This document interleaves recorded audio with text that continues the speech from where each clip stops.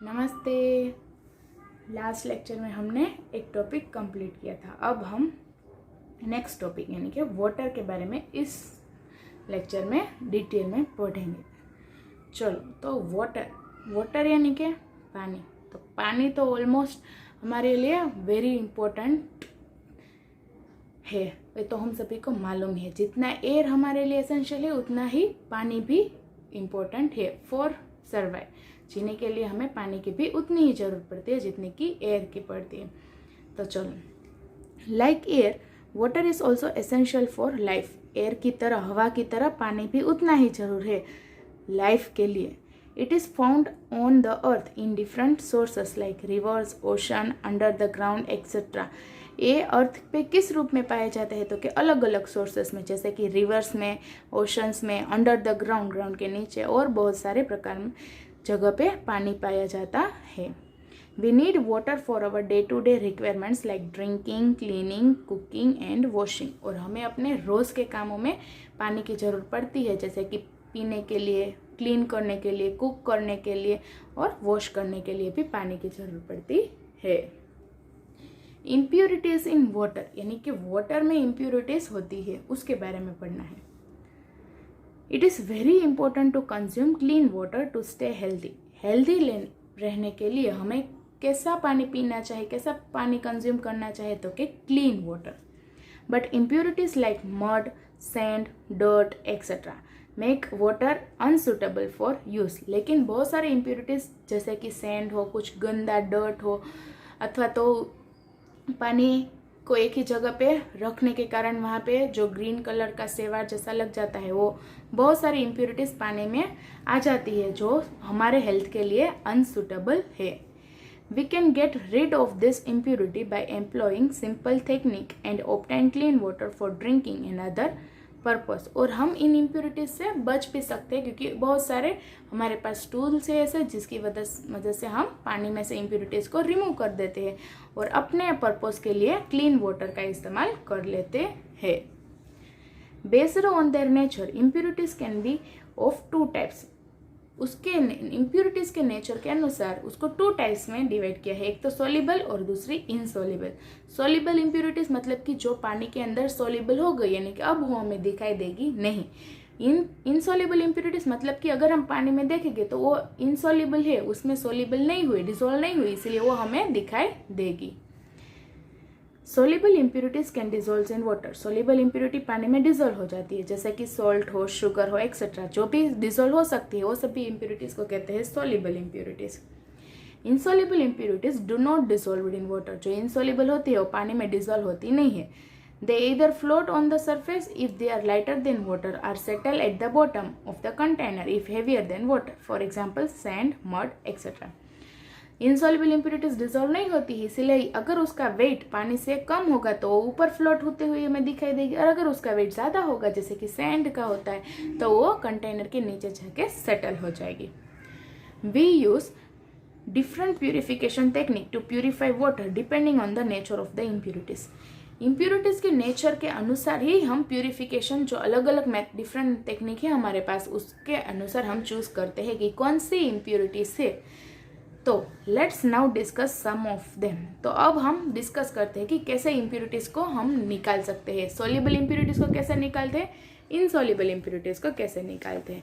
तो first, separating soluble impurities. जो soluble हो गई इम्प्योरिटीज उसको सेपरेट करने के लिए क्या, तो कि two simple ways of separating soluble impurities from water are explained below. उसके लिए दो वेज है, दो रास्ता है कि पानी में से जो पानी में सोल्यूबल हो गई इम्प्योरिटीज उसको रिमूव करने के लिए दो वेज है हमारे पास। फर्स्ट है एवोपरेशन, यानी कि पानी को हीट करना। This is a very simple method of separating impurities like salt from water. और ये एक सिंपल मेथड है और इजी मेथड भी है। अगर हमें पानी में से जो इम्प्योरिटीज डिसॉल्व हो गई है, ऐसी इम्प्योरिटीज को निकालने के लिए जो बेस्ट एंड इजी मेथड कौन सा है, तो कि एवोपरेशन करना। Take impure water in a vessel and heat it. एक वेसल में आपको जो पानी आपको क्लीन करना है वो पानी लेना है और उसको हीट करना है। After some time the water in the vessel turns into vapour and the impurities are left behind. थोड़ी देर में ही पानी क्या हो जाएगा, तो कि एवोप्रेशन हो जाएगा और इम्प्यूरिटीज वहीं के वहीं पड़ी रह जाएंगी। यानी कि एवोप्रेशन हो रहा वाटर को हम दूसरे में कलेक्ट भी कर सकते हैं और इम्प्यूरिटीज नीचे ही रह जाएगी कि जो अलग सेपरेट हो गई हमें मिलेगी। तो सिंपल मेथड कौन सा है, तो कि एवोप्रेशन, क्योंकि एवोप्रेशन में क्या करना है, सिंपली वेसल में पानी इम्प्योर वाटर को रख के उसे हीट करना है और जो वाटर है वो क्या हो जाएगा, एवोपरेट हो जाएगा इनटू वेपर में और इम्प्यूरिटीज वहीं के वहीं हमें अलग सेपरेट मिल जाएगी। उसके बाद है सेकेंड मेथड है डिस्टिलेशन। डिस्टिलेशन की मदद से कैसे पानी में इम्प्यूरिटीज को सेपरेट कर सकते हैं। Distillation is another water purification process, एक दूसरा वाटर को प्यूरिफाई करने का प्रोसेस है। It is carried out in A special apparatus consist of A round bottom distilled flask, A water condenser, A receiving flask and A burner. ये जो distillation process है वो हम घर पे यूज़ नहीं कर सकते क्योंकि इसमें कुछ टूल्स की ज़रूरत पड़ती है। जैसे कि फर्स्ट हमें बोला राउंड बॉटल डिस्टिल्ड फ्लास्क, यानी कि जिसका शेप राउंड हो और वो एक फ्लास्क के रूप में हो। Round bottle distilled flask, water condenser, ये है हमारा कंडेंसर, रिसीविंग फ्लास्क जिसमें हमें वाटर जो क्लीन होकर निकल रहा है वो फ्लास्क, और एक बर्नर। इतने सारे चीज़ों की जरूरत पड़ेगी और इसको सेट भी ऐसे ही किया जाता है कि इसका पार्ट जो यहाँ से पानी एवोपरेट होकर निकले वो इतना इंक्लाइंड प्लेन में यानी कि स्लैंडिंग में इसको सेट किया जाता है। एक वहाँ पे इसको पकड़ने के लिए क्या होगा, वहाँ पे इसका होल्डर होगा, वाटर इनलेट और वाटर आउटलेट। ये प्रोसेस लैब में होते हैं, केमिस्ट्री लैब में ये ऑल टूल अवेलेबल है और ये हम करके भी देख सकते हैं। तो इसमें क्या बोला, इतने सारे चीज़ों की जरूरत पड़ती है। उसके बाद in distillation contaminated water is heated until it start boiling. जिस वाटर को आपको क्लीन करना है उस वाटर को आपको कहाँ पे रखना है, राउंड बॉटम डिस्टिल्ड फ्लास्क में। उसके बाद आपको उसे हीट करना है, तब तक हीट करना है जब तक पानी बॉईल होना शुरू ना हो जाए। The boiling water slowly change into steam living behind the impurities in the flask. जैसे हमने एवोपरेशन में किया उसी तरह इसमें भी क्या होगा, तो कि पानी बॉईल होना शुरू हो जाएगा, वो एवोपरेट होएगा और स्टीम की मदद से क्या, स्टीम के रूप में ऊपर तक जाएगा।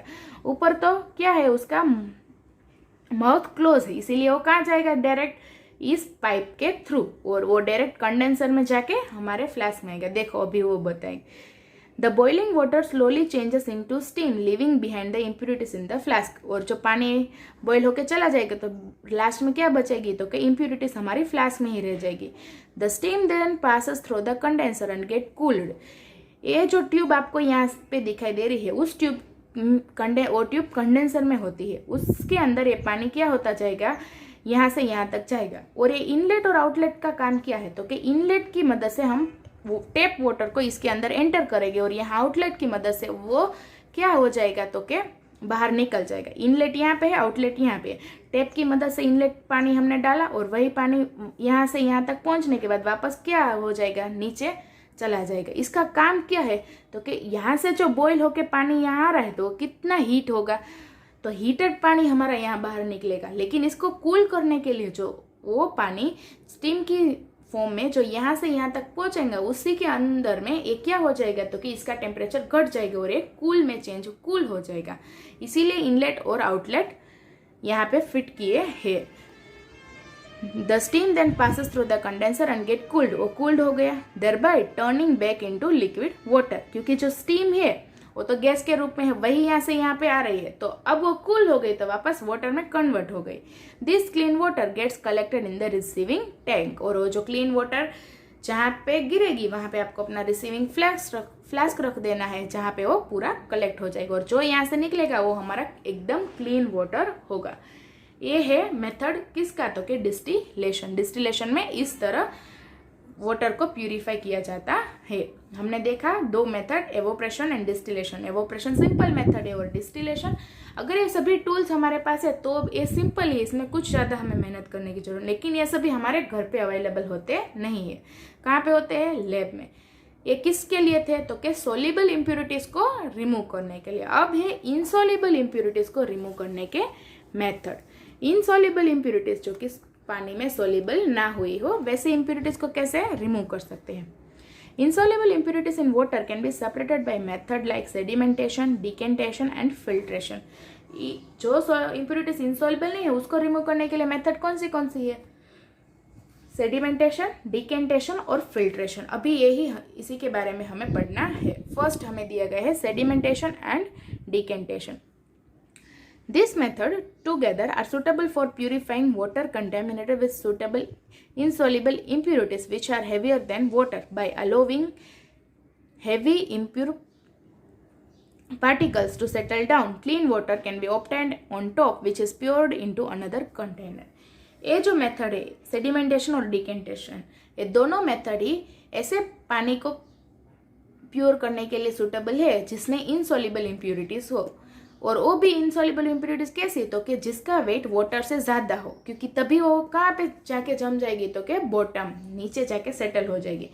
जिसमें इम्प्यूरिटीज का वेट वाटर से ज़्यादा हो उस तरह के कंटामिनेटेड वाटर को प्यूरिफाई करने के लिए ये दोनों मेथड क्या है? तो कि सूटेबल है. इसमें क्या होता है कि जो पानी के अंदर इम्प्यूरिटीज है उसको रख देते हैं, तो थोड़ी देर के बाद पूरा का पूरा इम्प्यूरिटीज जो हेवियर वेट के कारण नीचे जाके सेटल हो जाएगा और ऊपर हमारा क्लीन वाटर हमें मिलेगा, जिसको हम अनदर कंटेनर में ले के इम्प्यूरिटीज को सेपरेट कर सकते हैं. क्योंकि ये इम्प्यूरिटीज तो नीचे है, ऊपर का पानी हम दूसरे कंटेनर में कलेक्ट कर सकते हैं, जिसकी मदद से क्या हो जाएगा? तो क्या हमारा क्लीन वाटर हमें मिल जाएगा. एक एक्टिविटी आपको यहाँ पे दी गई है. Take a beaker of water containing sand, dirt etcetera. आपको एक बीकर लेना है जिसके अंदर पानी और सैंड मिला हुआ हो. ऐसा पानी, अगर ऐसा नहीं है तो पानी और सैंड को पहले मिला लो, उसके बाद एक बीकर में रहो. Keep the beaker undisturbed for some time. थोड़ी देर के लिए बीकर को कुछ भी मत करो, ऐसे ही रहने दो. What do you observe? आप क्या देखोगे कि थोड़ी देर में ही सारी की सारी सैंड नीचे जाके जम गई होगी. यस और नो, हाँ कि ना? तो क्या हाँ, क्योंकि सैंड का वेट वाटर के वेट से ज़्यादा है, इसीलिए वो नीचे जाके पूरी की पूरी क्या हो गई होगी? Settles down. और ऊपर का पानी हम कलेक्ट कर सकते हैं. आपके मन में एक सवाल आया होगा कि सैंड को डालेंगे तो सैंड की मदद से पानी गंदा हो जाएगा, लेकिन वो सैंड में क्या है? तो क्या डस्ट है, इसीलिए. और डस्ट का वेट वाटर के वेट से ज़्यादा है, इसीलिए वो पानी को भी क्या कर देगा? तो क्या गंदा कर देगा. लेकिन सैंड अगर क्लीन सैंड होगी तो वो डायरेक्ट कहाँ पे जाके जम जाएगी? नीचे. और ऊपर का पानी हम कलेक्ट कर सकते हैं. उसके बाद the setting down of heavy particles eight the bottom of the vessels is called sedimentation. Sedimentation मतलब क्या? तो कि बोटल वेसल्स के बॉटम में हेवी पार्टिकल्स जो कि इम्प्यूरिटी से उसका सेटल्स होना, उस प्रोसेस को कहते हैं सेडिमेंटेशन. सेडिमेंटेशन में क्या होता है? तो कई इम्प्यूरिटीज हमारे नीचे जाके सेटल हो जाती है. Once all the impurities get settled we pure the clean water at the top of the jar slowly into another jar. This is called decantation.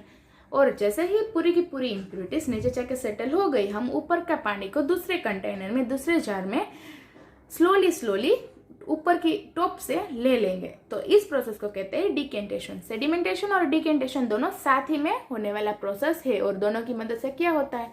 तो कि ऐसा पानी जिसके अंदर इम्प्यूरिटीज जो कि इनसॉल्युबल है उसको हम सेपरेट आउट कर सकते हैं. उसके बाद फिल्ट्रेशन. फिल्ट्रेशन मतलब कुछ भी नहीं. आप सभी के घर में पानी, जब पीने के लिए पानी को घड़े में डालते हैं तो पहले क्या रखते हैं? उसके ऊपर फिल्ट्रेट करने के लिए हम एक यूज करते हैं, सभी के घर में करते हैं, जिसको फिल्ट्रेटर ही बोलते हैं. लेकिन हम हिंदी में अथवा तो हमारे लैंग्वेज में उसका नाम अलग होगा.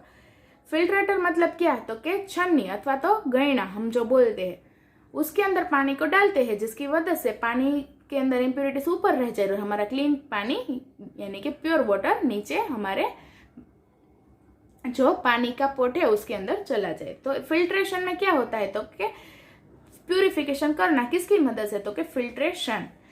Another technique of for water purification is filtration. दूसरी टेक्निक क्या है पानी को प्यूरिफाई करने की? तो कि filtration. This technique is better as it helps in removal of very small impurities also which are not removed by sedimentation and decantation. ये टेक्निक सबसे ज़्यादा बेटर है क्योंकि इसमें इतने छोटे इम्प्यूरिटीज भी, छोटे पार्टिकल्स इम्प्यूरिटीज के जो होते हैं वो भी रिमूव हो जाते हैं, जो कि सेडिमेंटेशन और डिकेंटेशन में जो इम्प्यूरिटीज बच गई होती है ना, वो भी फिल्ट्रेशन में रिमूव हो जाती है. In this method have impure water is made to pass through filter paper. इसमें फिल्टर पेपर के अंदर इम्प्योर वाटर को पास करते हैं। The filter paper act as a sieve and does not allow impurities to pass through them. Filter paper क्या करता है तो कि इम्प्योरिटीज को रोक देता है और उसे पास होने देता नहीं है। सिर्फ वाटर ही नीचे पास होगा और क्या हो जाएगा, हमें क्लीन वाटर मिल जाएगा और इम्प्योरिटीज ऊपर ही रह जाएगी। एक एक्टिविटी यहाँ भी दी गई है।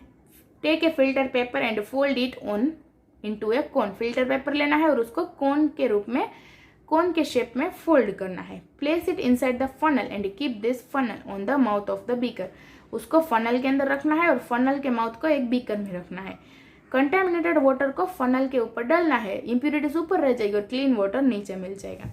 लेकिन अगर ऐसा नहीं है तो आप ये एक्टिविटी आपको फनल और फिल्टर पेपर की जरूरत पड़ेगी। लेकिन सिंपल एक्टिविटी क्या है, जब भी आपकी मम्मी आपके घर के पॉट में पानी डाले तब आप सिर्फ उसे देखना। ऑब्वियसली सभी के घर में पानी ऐसे ही डालते नहीं होंगे, कुछ तो फिल्ट्रेट करने के लिए रखते हैं और उसी का उस प्रोसेस को ही कहते हैं फिल्ट्रेशन, ताकि इम्प्योरिटीज ऊपर ही रह जाए और क्लीन वाटर हमें नीचे मिल जाए।